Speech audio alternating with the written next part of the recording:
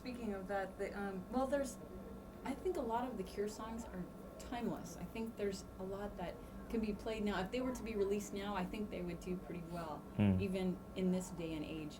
And there's a band that did a remake of Love Song 311, and I'm also a DJ, so I play that song a lot. And I want to know how did that come about, where 311 remade a Cure song?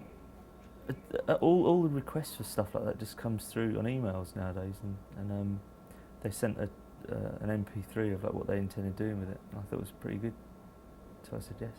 So you can't. The thing is, you can't stop people doing covers. Though.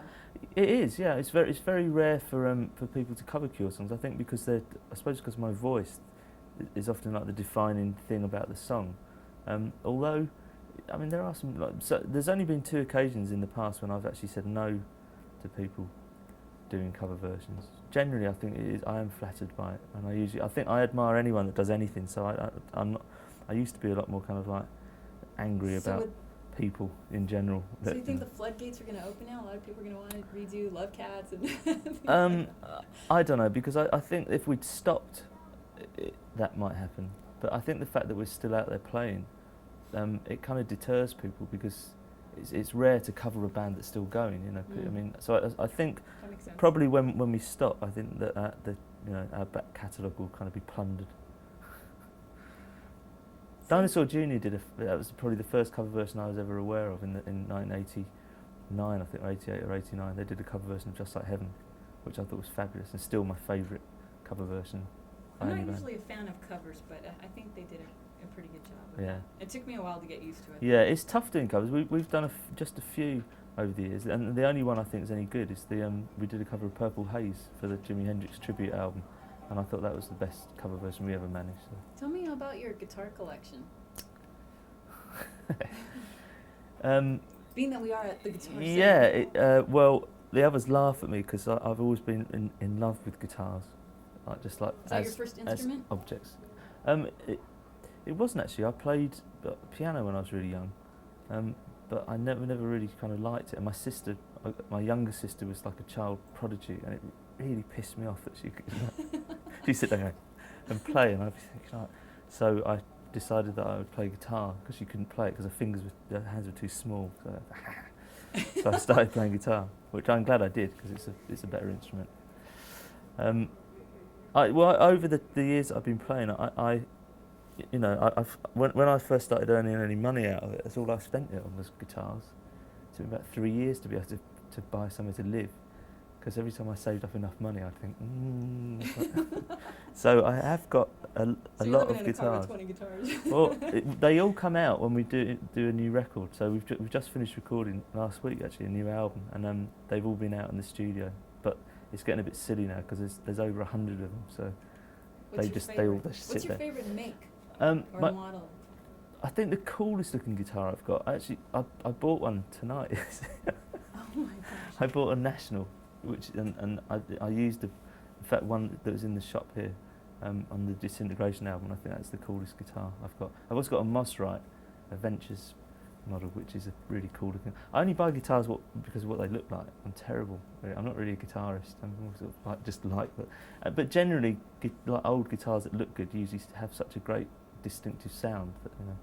And the new record, we've been working with Ross Robinson, and he was like looking through my guitar collection, and he was saying, yeah, that, not that, not that, and he was picking out the ones that are really kind of peculiar guitars, really kind of guitars with their own voice kind of thing. So, which I'm sure makes the Cure's music distinctive in a way.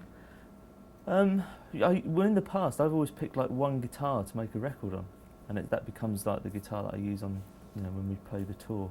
So actually, it's quite tragically defined periods of my life by what guitar I was playing at the time. So it must be hard to let go of. I wear the same clothes year after year, so the only way I know the difference is like saying, it must be 1987, look at the guitar I'm playing. It's funny. All right, well, in listening to some of the Cure's music, I noticed something that you don't hear too often. I'm hearing horns. Do you have some kind of a jazz influence? I like the horns. They haven't featured that much in recent years. They're a difficult thing to pull off in a song, I found.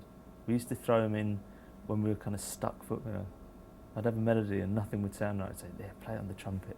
So I think the last time we got someone in to do brass was on Wild Mood Swing, so it's 8 years ago. Hasn't featured very heavily recently.